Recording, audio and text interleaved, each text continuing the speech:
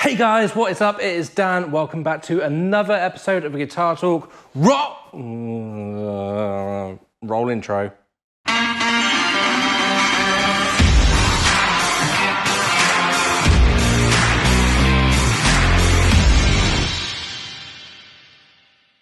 Hey guys, welcome back. Today I have this absolutely amazing vintage 1961 Pre-CBS Fender Stratocaster.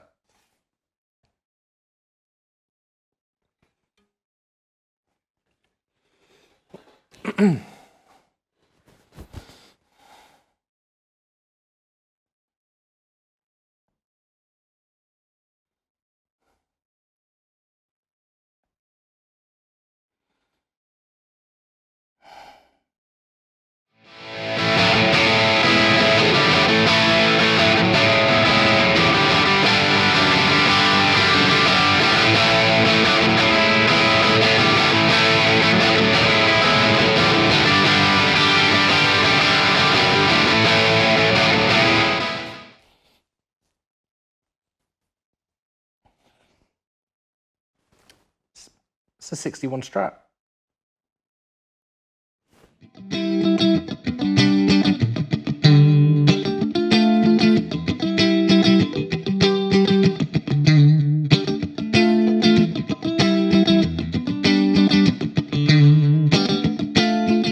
So obviously, normally I am on this channel doing things like guitar reviews, pedal reviews, amp reviews. You know, how do you get something like this absolutely iconic piece of history, you know, a 1961 vintage Fender Strat, you know, how do you do a review of this? Like, it's not something you can just go out and buy every day. It's not something where I can say, yeah, it's really good, you should just go get one, because, you know, let's face it, you could buy one of these or you could put a deposit on a house. I mean, it's really hard to describe what it feels like just holding this guitar. Obviously, I've got Strats, I've got a 1979 Strat, I've played modern Strats, I've played other 70 Strats, but I've never played something this old before, something this vintage and expensive. And, you know, when I heard that I was going to get a chance to play this, straight away in your head you just think, well, you know, at the end of the day, it's just a Strat. It's a piece of wood, and how good can it be? You know, they've made them for 60, 70 years now, and you know, how good can pieces of wood stuck together be? And all I can say is, when you plug this thing in and you start playing it, all of that mojo and that vintage vibe, everything that people who've played these describe, it's all there. You know, it's really hard to put into words how it feels just getting to play around with one of these.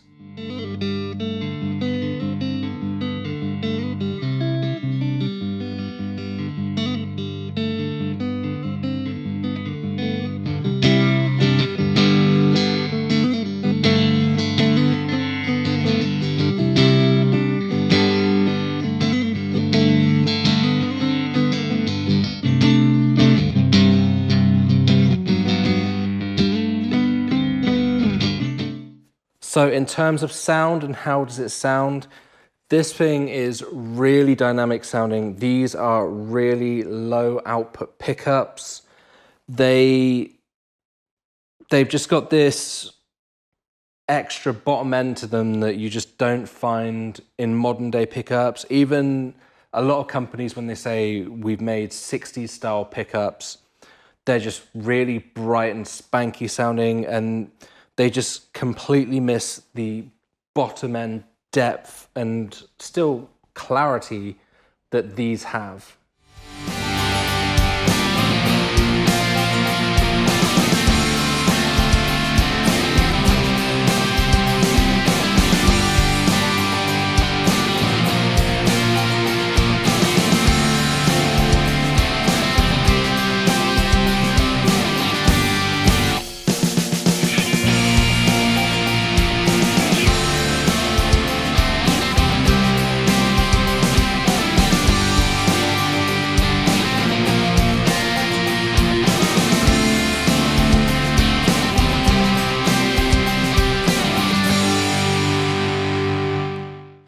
in terms of the versatility of tone with this, I mean, it's got 3-way switch in it. You can still get those in-between Strat sounds. It's just that you've got to be careful and not click the switch into place. You can just kind of balance it in between the 2 settings.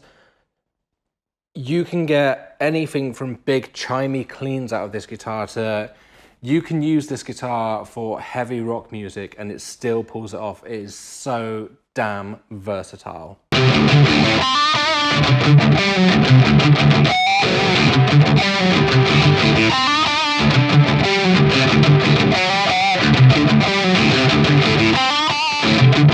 So in terms of the specs, is it even worth me going through the specs on this? I mean, 3 single coils, volume, 2 tones, scratch plate, strap style body, maple neck. It's got a slab fretboard on it. This thing, you know, it's just completely iconic. This is the guitar that you read about in the history books. Early 60s Strats and late 50s Strats, everyone's got their own idea of what the ultimate Fender Strat, what the greatest year was. I know like Paul Reed Smith loves 64 Strats. I know John Mayer loves 63 Strats. I know a lot of people love 61 Strats. All I can say is that this thing in my hand just feels absolutely amazing.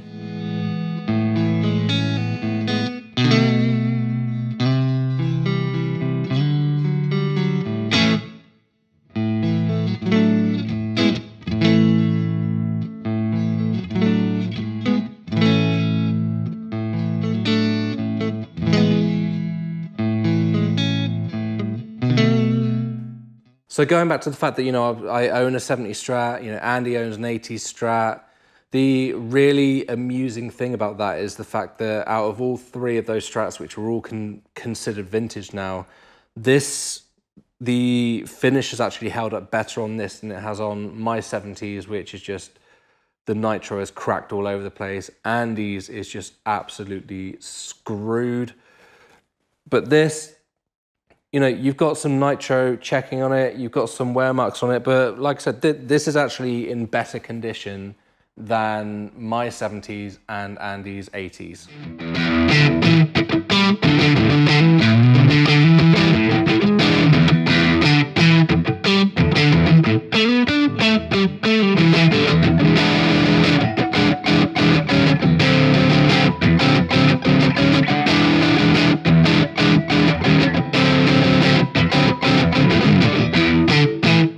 One of the really amusing things with this is when you look in the instruction booklet that comes with this, it's got really, I mean, at the time they were true, but just reading it now and holding this, it just seems a bit amusing where it says that it's got really modern appointments and new modern pickups and modern ways of controlling the tone. And it's a testament to this guitar around this era, just how right they got it back then. The fact that this is still copied today and used in so many people's guitar designs that back then they were saying it was modern and new. And it, you know, like I said, we still use this today.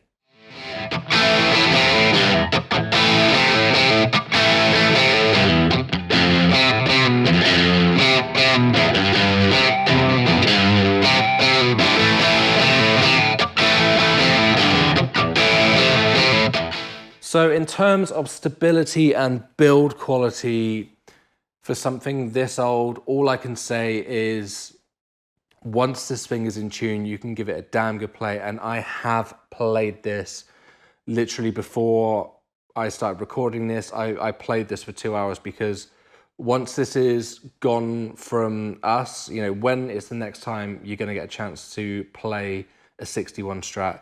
And all I can say is once it's in tune, you can play this thing to death and it just doesn't go out of tune. This thing is so stable and well built.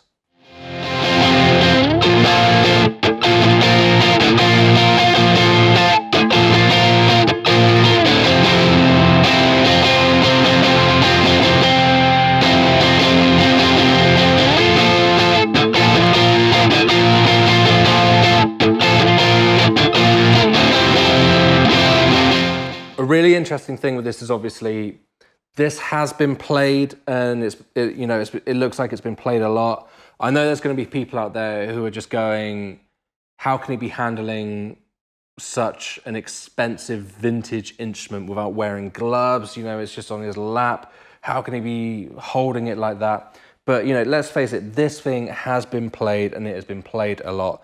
I don't know where it's been gigged, but it could have been gigged in dive bars, basements, stages, who knows? But it's really interesting to me just to see the kind of wear patterns on it, because when you look at like custom shop Strats and road-worn Strats and all that kind of stuff, they don't get it right. The wear patterns and the kind of wear that they put on those guitars, to me, it looks cool. I know some people get really annoyed about it, but to me, it's just like a finish option. Like, do you want red, black? Do you want some wood showing? To me, it's a finish option. It's people's personal choice, but they don't get it right. It's not like this. It doesn't feel like this. And it's a cool look for me, but they don't get it like this.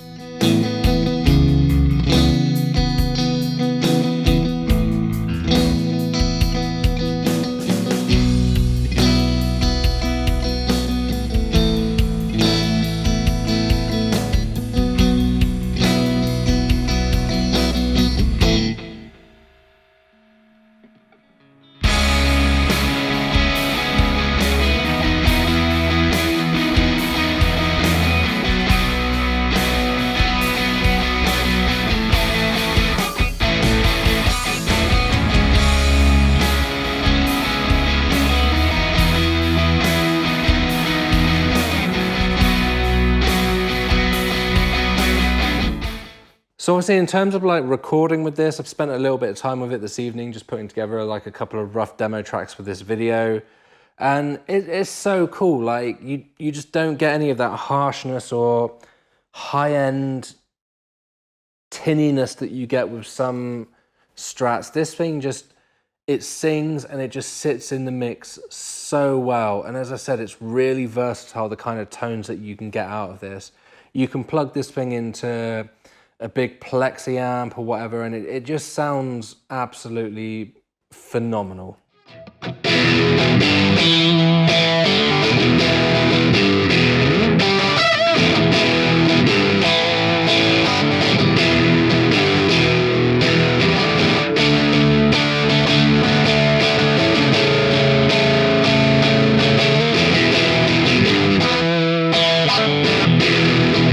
It's time to wrap up this video, and likewise it's time to wrap up this guitar and put it back in its case, which is going to be really sad for me because, when do you get to play something like this?